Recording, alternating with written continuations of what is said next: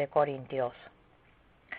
La carta de Segunda de Corintios, al igual que el primero de Corintios, fue escrito por el apóstol Pablo. Los padres de la iglesia primitiva reconocieron a Pablo como el autor del libro. Y en Segunda de Corintios resalta bien el estilo, las oraciones y las estructuras de Pablo como su escritor. Fue escrito alrededor del año 57 después de Cristo. Si Primera de Corintios fue escrito en primavera, podremos decir que Segunda de Corintios fue escrito en otoño. El lugar del escrito fue Macedonia. Si vemos el propósito del escrito de Segunda de Corintios fue, primero, para desatar el malentendido acerca de Pablo de la iglesia de Corinto.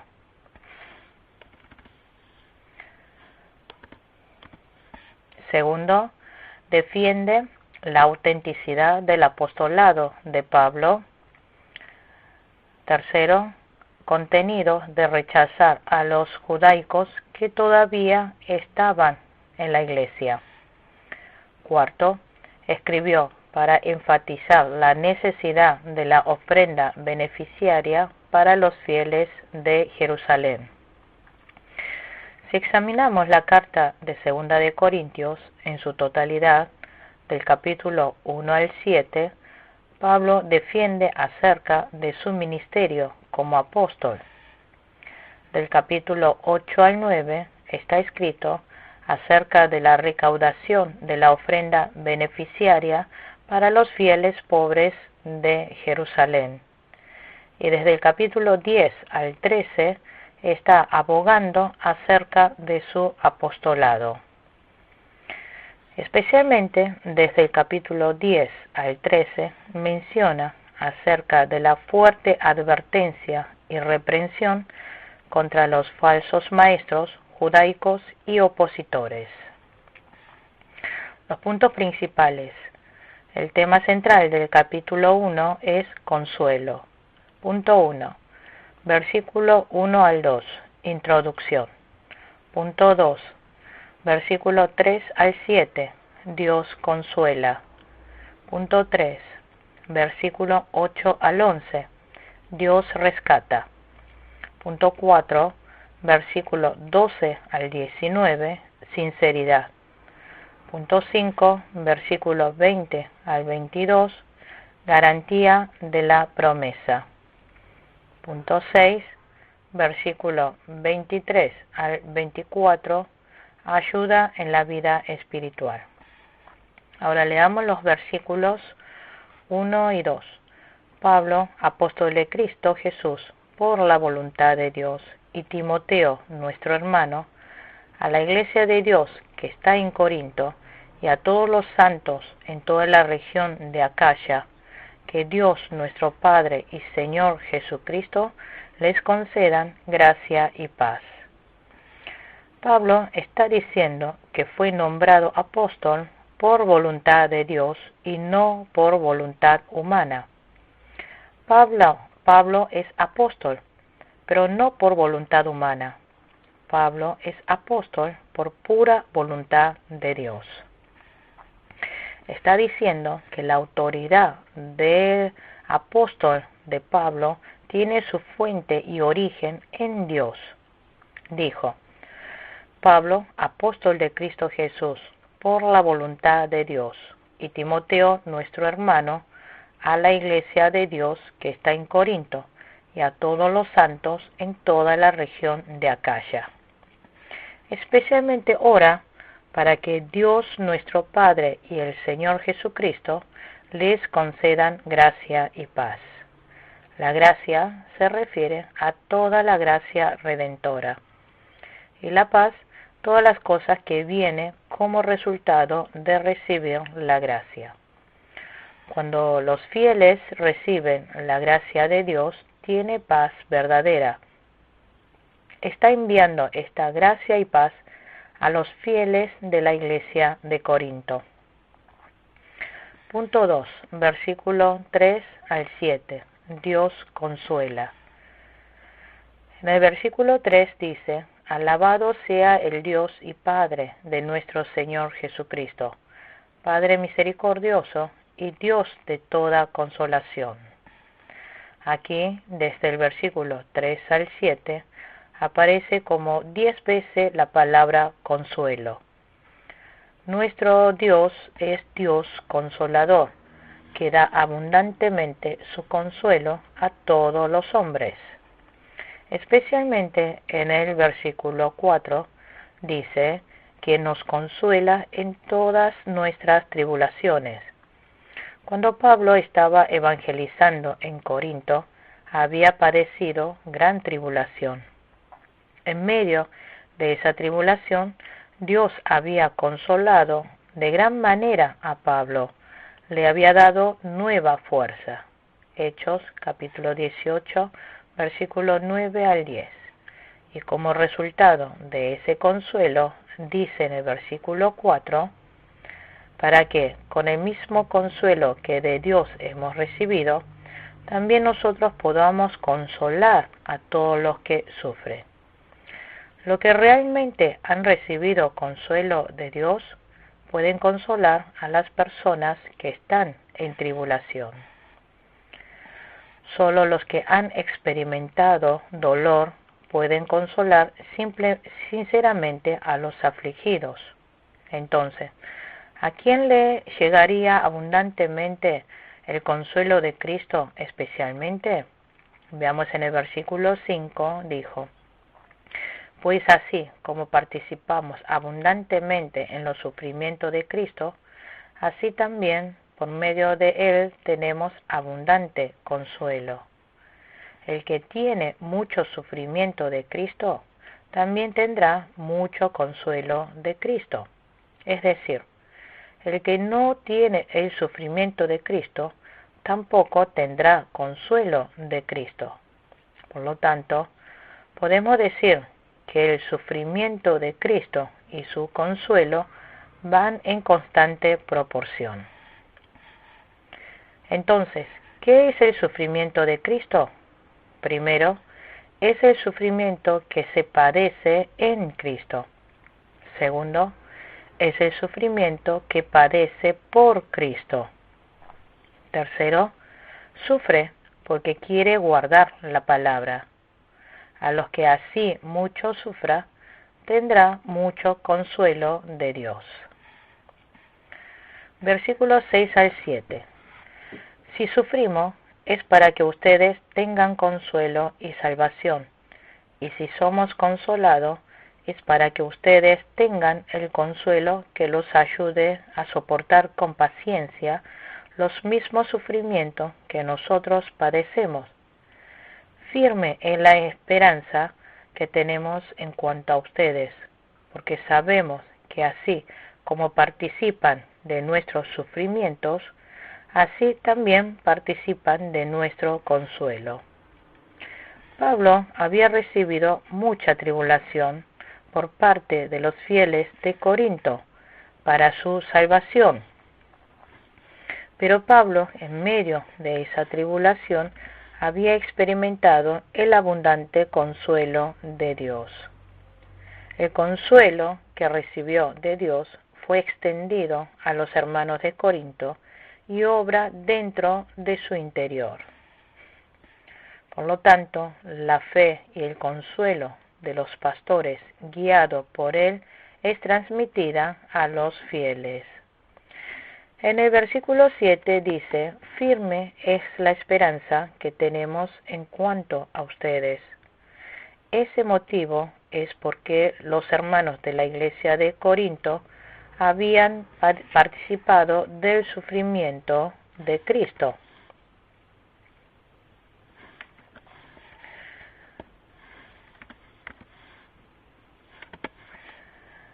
Por él abunda el consuelo de Dios, creció el espíritu de los fieles de Corinto. Los que han participado del sufrimiento de Cristo pudieron vencer todo el sufrimiento por tener abundante el consuelo de Dios. Por eso, el apóstol Pablo estaba diciendo que su esperanza es firme para con los miembros de la iglesia de Corinto. Los fieles que participan del sufrimiento de Cristo tienen esperanza. Así que, cuando la iglesia esté pasando por tribulación, no debe quejarse, sino hay que orar unidos. Entonces, se volverá una iglesia llena de consuelo y esperanza. Tercero, versículo 8 al 11. Dios rescata. En el versículo 8 dice que Pablo sufrió gran tribulación tratando de llevar el Evangelio a las provincias de Asia. Y Pablo quiso que los fieles de Corinto supieran de eso. Pablo dijo: estábamos tan agobiados bajo tanta presión que hasta perdimos la esperanza de salir con vida. Por eso, también dijo, nos sentíamos como sentenciados a muerte. ¿Por qué? Lo dijo en el versículo 9. Pero eso sucedió para que no confiáramos en nosotros mismos, sino en Dios, que resucita a los muertos. En 2 de Timoteo, capítulo 4, versículo 17, Pablo dijo, y fui liberado de la boca del león. Pablo dijo que fue puesto como en la boca de un león. Fue tan grande su sufrimiento que hasta había perdido la esperanza de vivir. Pero Dios, con su poder, rescató a Pablo de esa tribulación. El motivo de haber dejado Dios a Pablo que sufriera así fue para que no dependiera de su propio ser y solamente dependiera de Dios. Nuestro Dios es Dios todopoderoso, que da vida a los muertos. Hoy en día, también hay muchos cristianos que padecen tanto sufrimiento queriendo mantener su vida de fe, que no llegan a tener hasta esperanza de vida. En ese momento solo tenemos desánimo y desesperación. Pero hay que verlo con fe. En ese momento no debemos depender de nuestra persona, sino depender solo del Señor resucitado y del Dios Todopoderoso. Versículo 10. Él nos libró y nos librará de tal peligro de muerte. En Él tenemos puesta nuestra esperanza, y Él seguirá librándonos. Pablo ha experimentado en el pasado cómo Dios lo había rescatado del peligro de la tribulación, y tenía la esperanza de que Dios lo libraría de la tribulación. Nosotros siempre debemos saber primeramente cómo es el Dios que yo creo cuando nos encontremos en medio de la tribulación. Y no debemos olvidar de la obra del poder de Dios que nos escuchó cuando oramos, cuando estuvimos en medio de la tribulación en el pasado. Y si estamos pasando ahora por tribulación, hay que tener la seguridad de que Dios nos librará. No solo eso, debemos esperar que en el futuro también Dios nos rescatará de en medio de la tribulación. En Hechos capítulo 14, versículo 22 dijo, es necesario pasar por muchas dificultades para entrar en el reino de Dios, les decían. Por lo tanto, creyendo que en el futuro también Dios nos liberará, debemos avanzar venciendo con valentía esa tribulación. Ese es el camino de fe. Leamos el versículo 11. Mientras tanto, ustedes nos ayudan orando por nosotros, Así muchos darán gracias a Dios por nosotros a causa del don que se nos ha concedido en respuesta a tantas oraciones. Pablo le pide oración a los fieles de la iglesia de Corinto. Este motivo es que Pablo, por medio de él, quiere que la obra del movimiento evangelístico salga bien. Entonces, por medio de él, muchos volverían a Dios y daría gracias.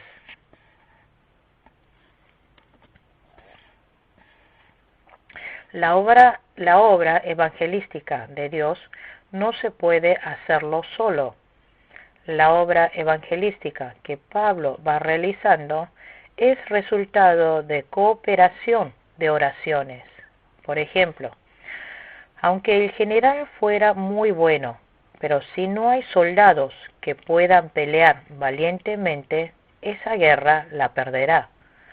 La obra evangelística de Dios no se puede hacer entre uno o dos personas. Se necesitan la cooperación de oración, afecto y esfuerzo. Cuarto, sinceridad. Cuando Pablo pronunciaba el Evangelio, lo hizo con santidad y sinceridad. Pero hubo muchos que calumniaron a Pablo en la iglesia de Corinto por varios motivos. Primero, dijeron que la actitud de Pablo era desleal.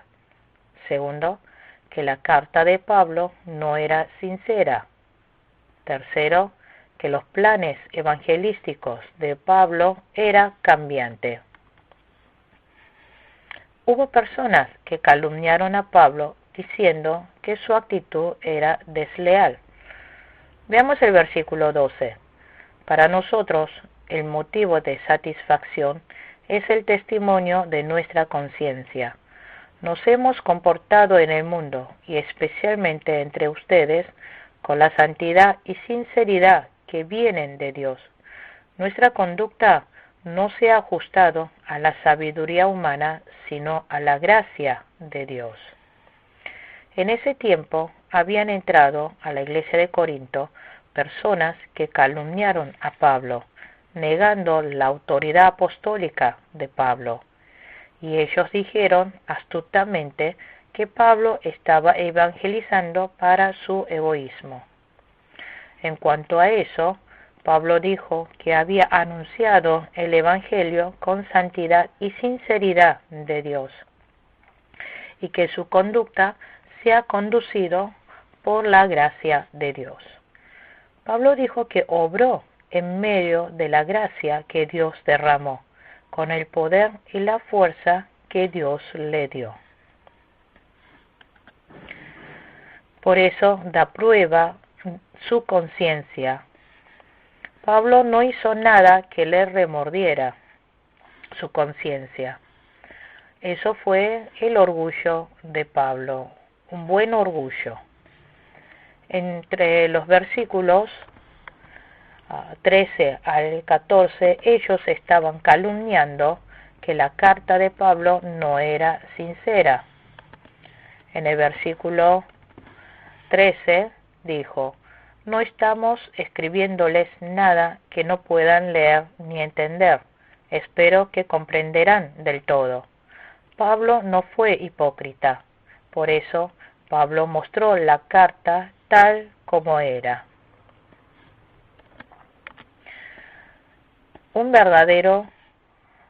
Las verdaderas personas que anuncian el Evangelio deben ser sinceros y no tener ningún engaño.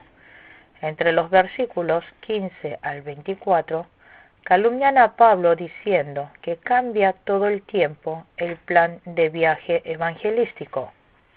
Veamos versículo 15 al 17. Confiando en esto, quise visitarlos primero a ustedes para que recibieran una doble bendición, es decir, visitarlos de paso a Macedonia y verlos otra vez a mi regreso de allá.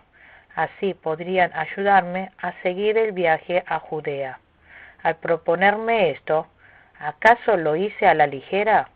¿O es que hago mis planes según criterios meramente humanos, de manera que diga sí, sí y no, no al mismo tiempo? El primer plan de viaje misionero de Pablo era ir de Corinto a Macedonia y después de ir a Corinto ser enviado a Judea por los miembros de la iglesia de Corinto. El plan era que Pablo visitara 2 veces a la iglesia de Corinto, pero cambió ese plan sin pasar por Corinto. Se fue a Macedonia y ahora estaba allí.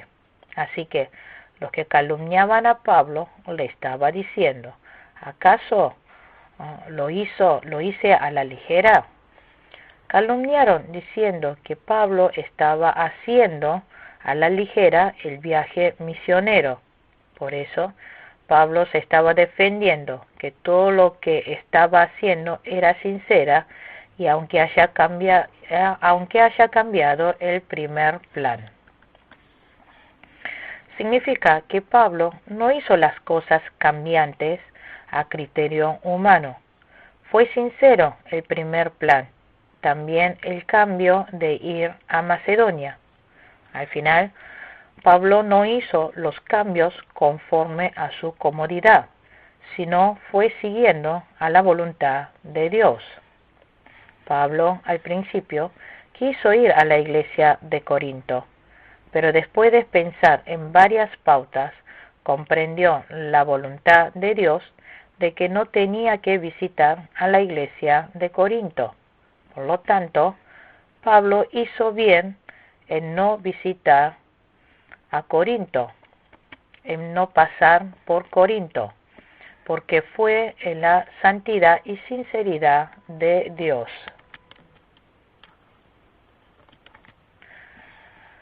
Nosotros los cristianos debemos cumplir bien con las promesas. El cumplir la promesa es importante, pero más importante es hacer la voluntad de Dios.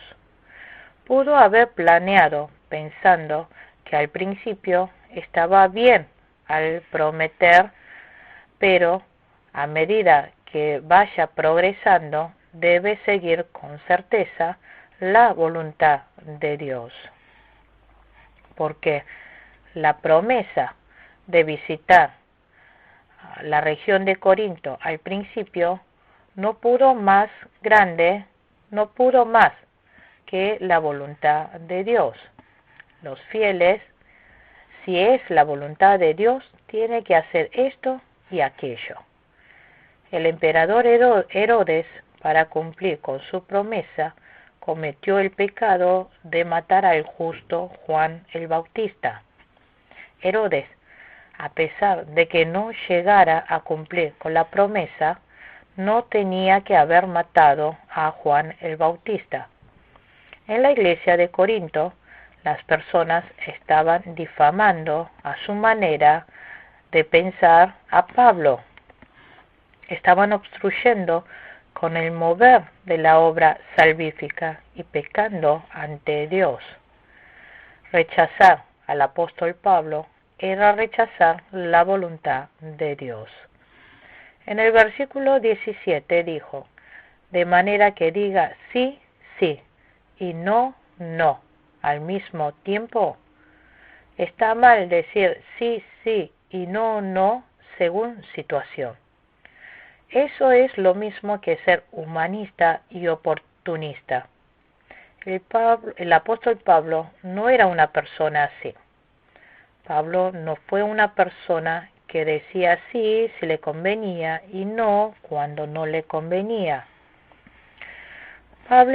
Pablo siempre actuó sinceramente siguiendo la voluntad de Dios y no para su beneficio humano. En Mateo capítulo 5, versículo 37, cuando ustedes digan sí, que sea realmente sí, y cuando digan no, que sea no.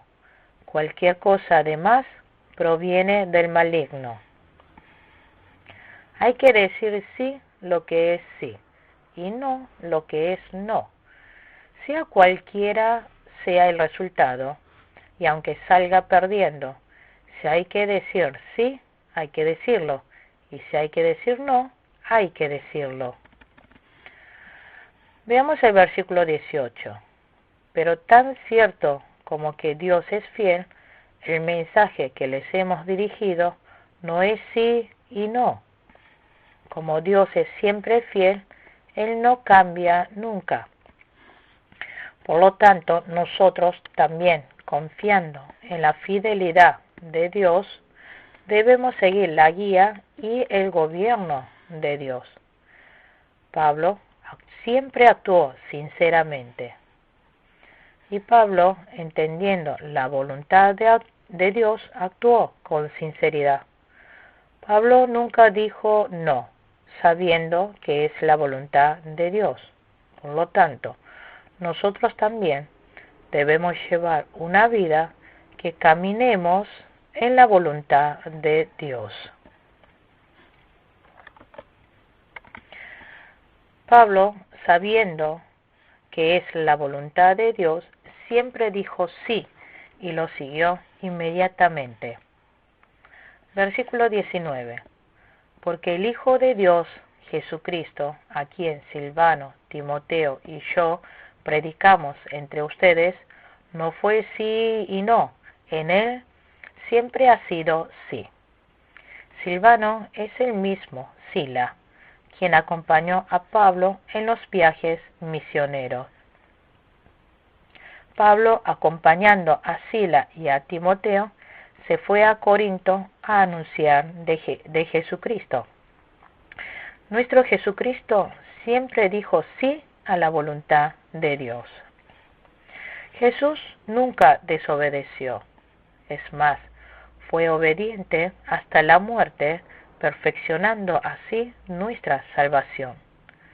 Pablo, recibiendo la guía de Jesús, fue a anunciar el Evangelio a los miembros de Corinto. Ese Pablo que sigue a Jesús, ¿cómo no pudo hacerle obediente a Jesús? Así que este cambio de plan para el viaje misionero de Pablo dirigido a la iglesia de Corinto fue para obedecer la voluntad de Dios. La manera como Dios guía a los fieles no siempre es línea recta. A veces Dios nos guía dando vueltas. Dar vuelta también está la voluntad de Dios. Por ejemplo, cuando el rey Ezequías se enfermó, Isaías fue a buscar al rey Ezequías. Y le dijo, Isaías capítulo 38, versículo 1, así dice el Señor, pon tu casa en orden, porque vas a morir, no te recuperarás. Ezequías volvió el rostro hacia la pared y le rogó al Señor. Entonces la palabra del Señor vino a Isaías. Ve y dile a Ezequías que así dice el Señor, Dios de su antepasado David. He escuchado tu oración y he visto tus lágrimas. Voy a darte 15 años más de vida. Entonces, lo que el profeta le había dicho al principio y al final fue diferente. Pero Isaías lo dijo con sinceridad. Al principio, Isaías le profetizó al rey Ezequías que no iba a vivir, sino morir. Pero después le dijo que iba a extender su vida por 15 años más. Dios es alguien cambiante, actúa de esta manera y de esa manera. No es así. A Ezequías le había llegado el tiempo de morir. Por eso, por medio de Isaías, le dijo que iba a morir. Pero el extenderle la vida por 15 años más fue el plan y proyecto de Dios. Por eso le extendió la vida. Aquí el profeta Isaías fue sincero las dos veces. A Jonás también Dios le dijo que iba a destruir la ciudad de Nínive después de 40 días. Pero la gente de Nínive se arrepintieron, después de escuchar la prédica de Jonás. Por eso no destruyó la ciudad. Dios fue el que le dijo que iba a destruir la ciudad de Nínive. Fue palabra sincera de Dios. También fue sinceridad de Dios no haber destruido la ciudad de Nínive después de que el pueblo de Nínive se arrepintiera.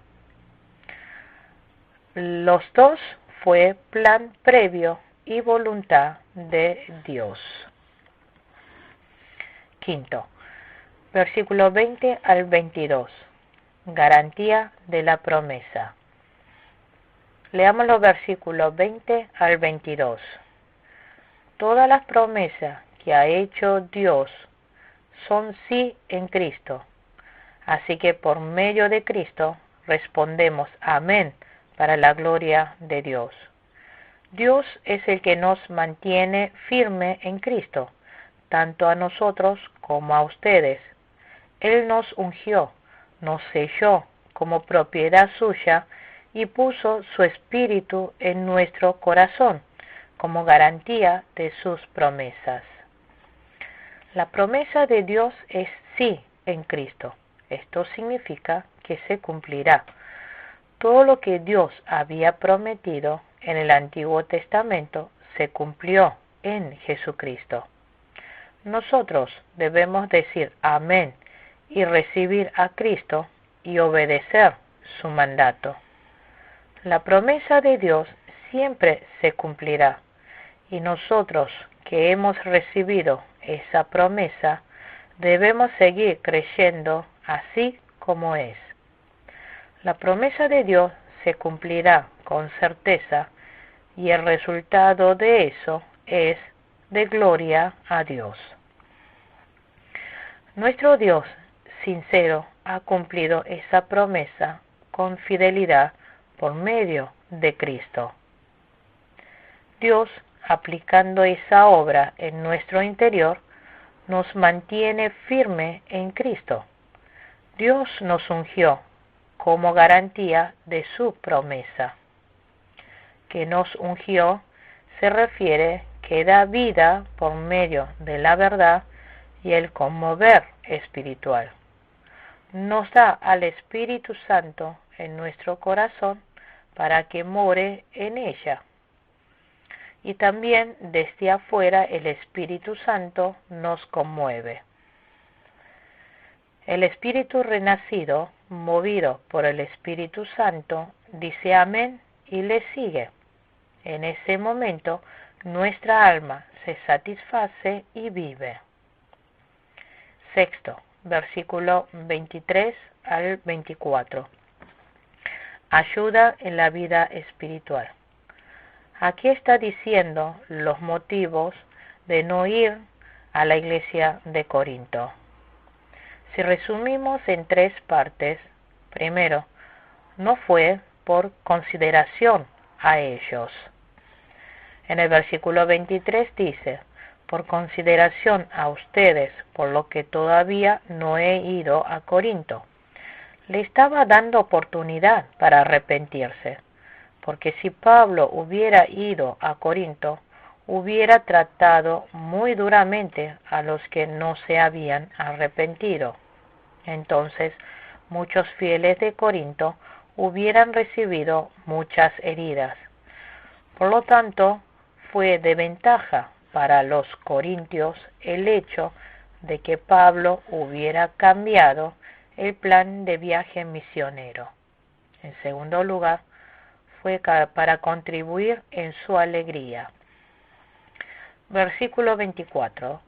No es que intentemos imponerle la fe, sino que deseamos contribuir a la alegría de ustedes, pues por la fe se mantienen firmes. Pablo no le escribió esta carta para imponerle la fe, sino para que tuviese oportunidad para que se arrepintiese y contribuya así de la alegría.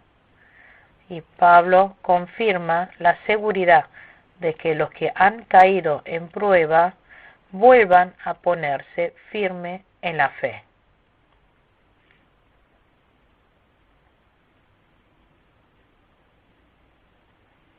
Concluimos con la clase número 15 de Primera y Segunda de Corintios. Muchas gracias.